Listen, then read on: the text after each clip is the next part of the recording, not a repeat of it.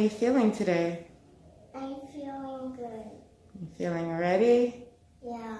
for some miracles? Mm-hmm. Yeah. All right. Well, we'll see you in a little bit, okay? Speak, yeah. Reach, yeah. Learn, yeah. Teach, yeah. Stop, breathe. Believe and succeed. Why? One voice is all that needs to speak. Then you will see.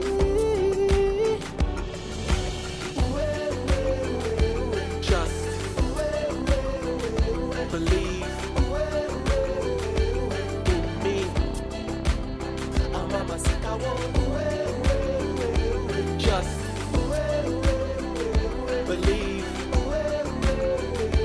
in me. Listen, yo, I'm asking for a little faith. A lot of room to grow. I just need a little space. I know where I wanna go, and I got a little taste. Now I'm hungry. Gonna spread vibes from country to country. Why they gotta tell me all the things that I can't do? So how are you both doing? How are you doing? Fine. You're fine? All right. Well, we're going to talk about the process that you underwent. I know we talked before about what it was, what you were going to do, but now it's been done. So let's find out about what that was like. So tell us about this process that you went through. Well, so what happened was they took me into this room before the procedure happened, and they were just saying stuff. I changed into my jammies, and then they took me in the room and they put the mask on my face so that they could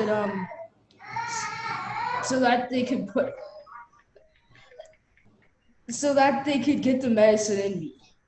Okay.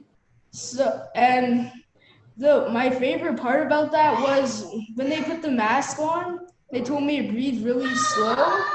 Mm-hmm. And then when the mask was on, everything started swirling around, and it was just crazy. And how long did the stuff stay swirling around? For about 30 seconds. Okay. And then what happened after it stopped swirling? After it stopped swirling, that's when they did this procedure, so I don't really know because I was asleep then. Uh-huh. But when I woke up, I couldn't feel my legs at all. Like, I couldn't feel them at all. Like, I looked down to see if they were there, and they were there, but like I had to pull them up to make to move them, and even when I pulled them up, they just flopped back down. Oh my goodness. Did you get scared at all, or was it making you laugh? How did you feel? The part where I couldn't move my legs was a little annoying. Yeah. And how long did it take before finally they started acting regular? About 3 hours. Wow, that's a long time. Did you ask how come that happened? No. Did anybody explain it to you? No. Well, No. yes, actually. They did? Okay. Do you remember what they said? I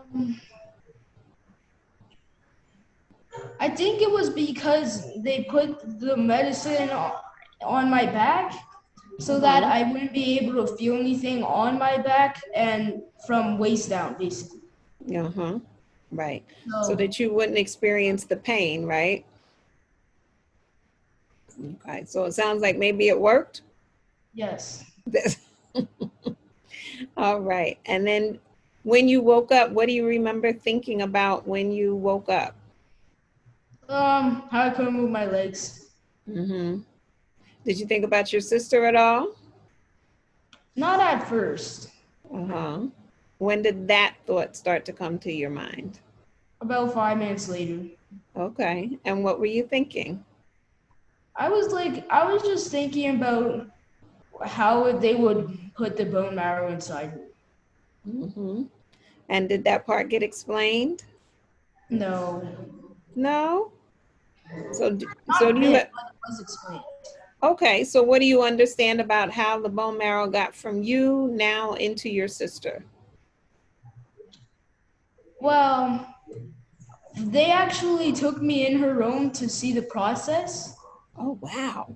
And so they had this bag, and the bone marrow was in there, and there was a tube coming from the bag that was hooked up to Hah-nah. It was on her arm, I think, and Uh-huh. that's how they put it in. Wow. So what did you think about your bone marrow? Did you get a chance to look at it? Yes, What'd you think? I thought it was blood at first. Is it the same color? I don't think I've ever seen bone marrow before. Yeah, it's the same color, you know. Uh-huh. Probably maybe a little deeper Okay. in the red, you Uh-huh. know. But yeah, but And then how long did the process take for them to put your bone marrow into her? 2 hours. No, it was 3 hours it was actually. 3 hours. 3 hours? Okay. Yeah.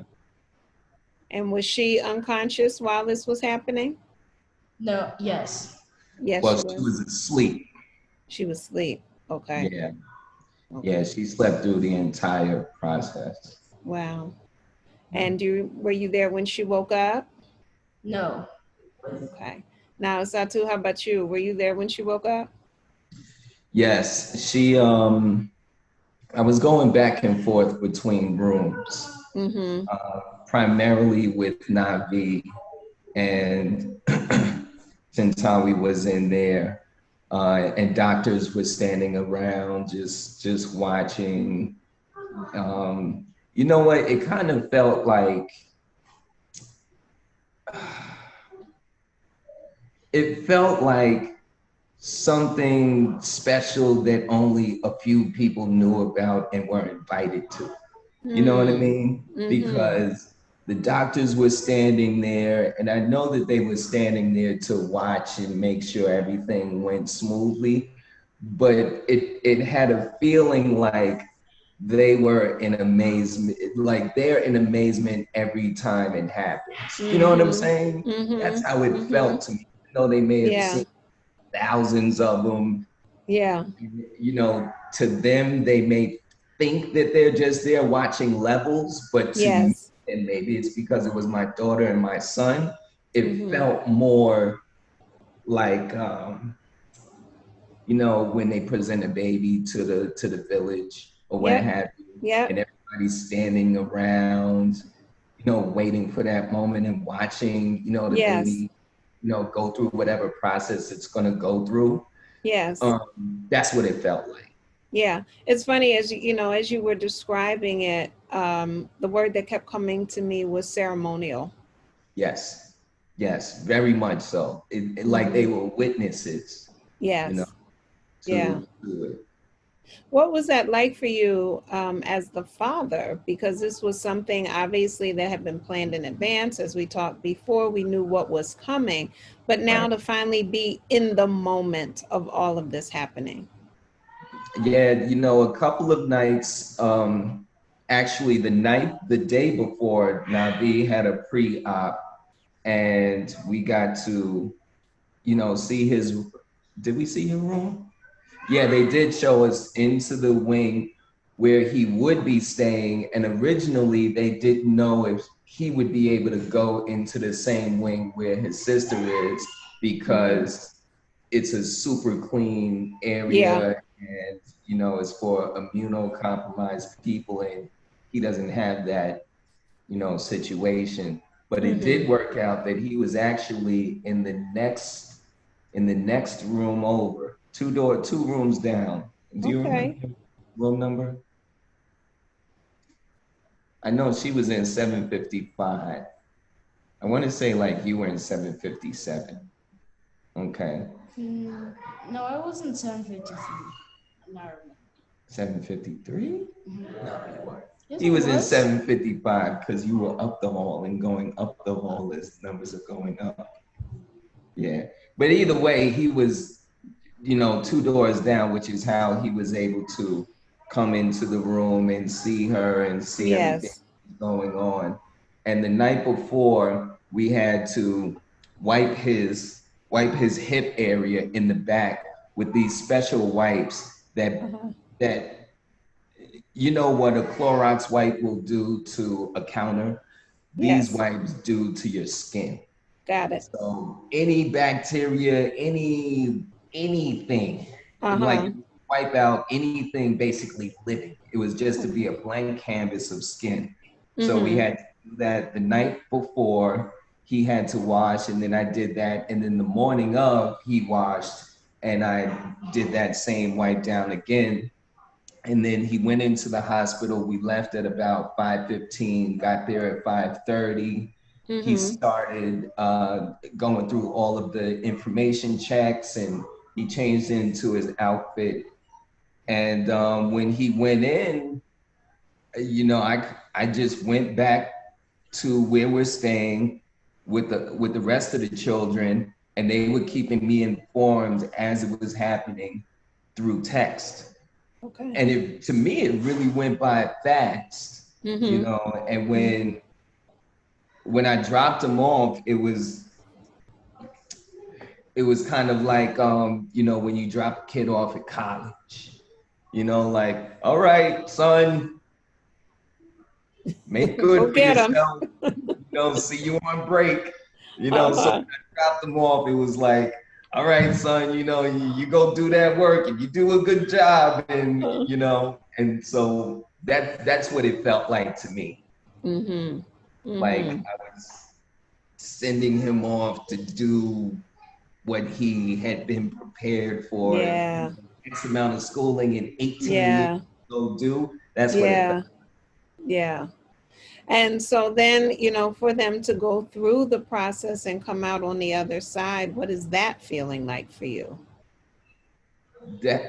Well, you know, with this guy, I knew, like, they're very similar, you know, Hah-nah and Navi, in terms of determination. They're both supercilious at times, and so they have very similar behaviors in a male and female way. Yes. So with him, I knew that he's the type, if he's down, something's wrong. Like it's wrong. Like we need medicine, we need, you know, maybe take him to the hospital if he's down. Right. So it doesn't really happen. So when he came that night, he was in a lot of pain, the night of the first. The night of the second is when he was home and he had some pain, but over time, it wasn't anywhere near what people may have thought it would be for him. Okay. Yes. I don't know what it would be like for somebody else. For sure. But this time it really fit what the doctor said. You know, sometimes the doctor will give you a bunch of BS. Oh, you feel good in a couple of days. And you're like, it's 3 weeks later and I still don't feel right, doc. But with him, they said, yeah, you know, a couple of days of pain, and then, you know, he'll have to take some pain medications here and there. So he followed suit with that. Okay. And I knew that that was going to be how it went for him. Yeah. Yeah. You know, just because of his track record of how he is. And then with Hah-nah, you know, it's the same thing. You know, very determined, very smart, very knowledgeable. You know, she knows her medicines. She knows when it's time to do what. She knows, you know, all of that.